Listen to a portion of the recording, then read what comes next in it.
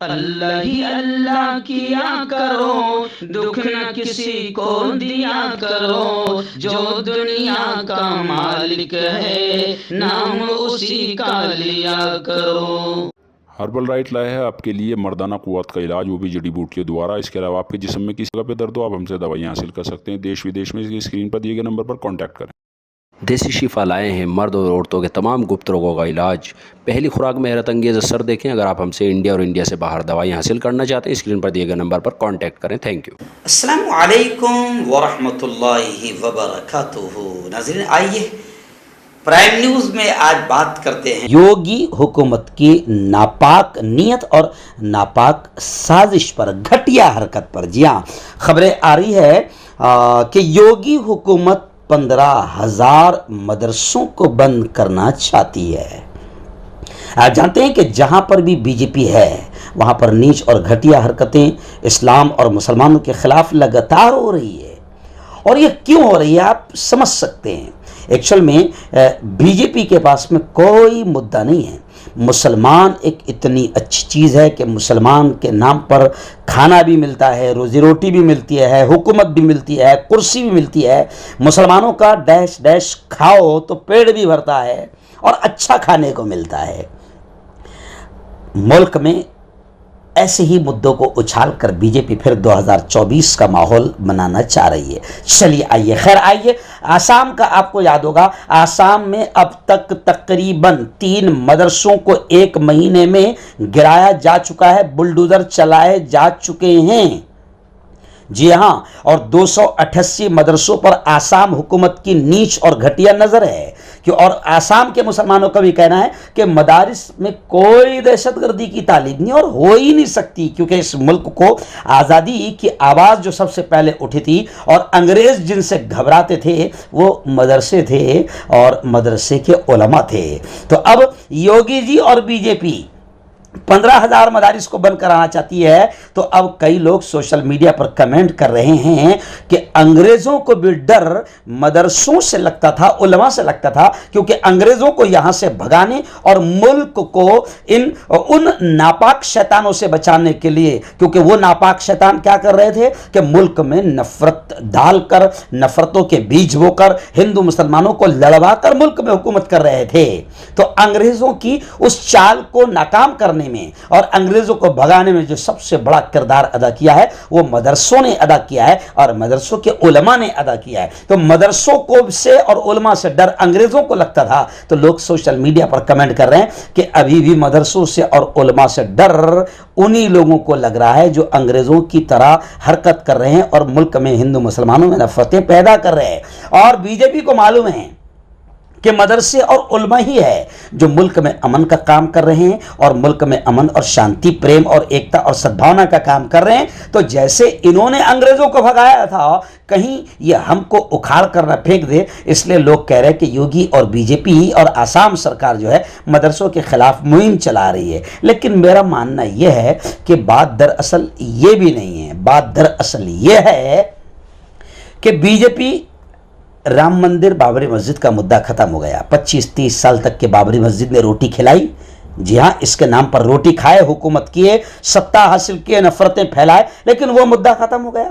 और असल मुद्दे इतने खतरनाक है कि अगर ये दलाल चैनलों ने अगर असल मुद्दों पर बात करना शुरू कर दिए तो फिर बीजेपी 1 महीना भी टिक नहीं पाएगी। लोग ऐसे ही ढूंढेंगे मारने के लिए बीजेपी के नेताओं को, जैसा श्रीलंका में लोग ढूंढ रहे थे वहां के नेताओं को मारने के लिए।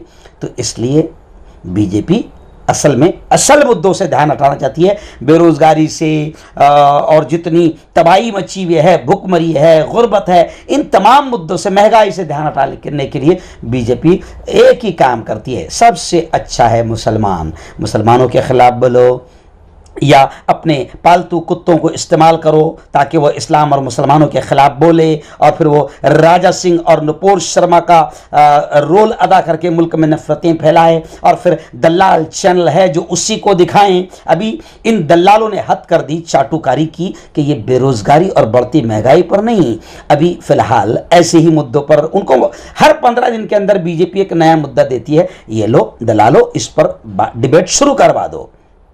फिर दलाल चैनल चढ़ पड़ते हैं और फिर मुल्क का ध्यान बेरोजगारी, महंगाई, असल मुद्दों से हटा रहता है। लेकिन ये चीज जो चैनल वाले भी कर रहे हैं, मुल्क के साथ गद्दारी कर रहे हैं, एक न एक दिन ये मुल्क को बड़ी तबाही की तरफ ले जाएंगे। और दाद, खाज, खुजली का जड़ से इलाज डॉक्टर शेख नाजिम से कांटेक्ट कीजिए 8983547069 पर। जोड़ों का दर्द, पाइल्स, बवासीर, एसिडिटी, वजन का कम करना, गुर्दों और मसानों की पथरी, गुप्त रोग, बालों का झड़ना और सफेद होना, इन तमाम बीमारियों के इलाज के लिए हिंदुस्तान आयुर्वेदिक सेंटर जलगांव। जोड़ों की पुरानी से पुरानी लाइलाज तकलीफ जैसे घुटनों का दर्द, पीठ और कमर का दर्द, कंधे, गर्दन और पैरों में दर्द के लिए संधि प्लस। क्यों होता है जोड़ों में दर्द? क्यों रहती है जोड़ों में जकड़न? क्यों हो जाती है जोड़ों में सूजन? क्यों बन जाती है जोड़ों में गांठ? क्यों थम सी जाती है जिंदगी? जोड़ों की पुरानी से पुरानी लाइलाज तकलीफ जैसे घुटनों का दर्द, पीठ और कमर का दर्द, कंधे, गर्दन और पैरों में दर्द के लिए संधि प्लस प्लस एक संजीवनी बूटी की तरह है, या यूं कहे कि एक स्थायी इलाज साबित हो चुका है। लाखों लोग इसे अपना चुके हैं और दर्द पर विजय प्राप्त कर चुके हैं। जब हम नियमित रूप से संधि प्लस प्लस से मालिश करते हैं तो त्वचा इसे तुरंत ऑब्जर्व करके जोड़ों के सूक्ष्मतम अवस्था में पहुंचा देती है, जिससे जोड़ों में ब्लड का सर्कुलेशन बढ़ जाता है और जोड़ों के मांसपेशियों में मजबूती आती है। आंतरिक सूजन समाप्त हो जाती है, जिससे दर्द में आराम तो मिलता ही है, साथ ही साथ जोड़ों में नई शक्ति भी आती है। हमारे ये प्रोडक्ट ना कि किसी बाजार में मिलता है और ना ही मेडिकल शॉप पे, इसलिए इसे पाने के लिए अभी स्क्रीन के नंबरों पे कॉल करें और ऑर्डर करें। ह्यूमन वेलफेयर फाउंडेशन एक ऐसा इदारा है जो पिछले 20 सालों से जम्मू और कश्मीर में काम कर रहा है। यतीमों, मोहताजों, गरीबों को माली मदद के साथ साथ उनको ट्रेनिंग्स भी करा रहा है ताकि वो अपने पैरों पर खड़े हो। ह्यूमन वेलफेयर फाउंडेशन का ऑर्फेनेज स्किल डेवलपमेंट कम एंटरप्रेन्योरशिप ट्रेनिंग इंस्टीट्यूट प्रोजेक्ट है, जिसका लागत का तखमीना 7 करोड़ है। इसलिए जो भी लोग मदद के काबिल हो उनसे गुजारिश की जाती है कि वो हमारे अकाउंट्स में ताउन कर सकते हैं। इंडिया के लोग हमारे लोकल अकाउंट में और इंडिया के बाहर के लोग हमारे FCRA अकाउंट में अच्छे काम के लिए ताउन करें, क्योंकि कश्मीर में पिछले कुछ सालों से हालात सही नहीं थे, जिसकी वजह से यतीमों की तादाद में इजाफा हुआ। वो अपने पैरों पे खड़े हो और इज्जत की जिंदगी गुजारें, यही हमारी कोशिश है।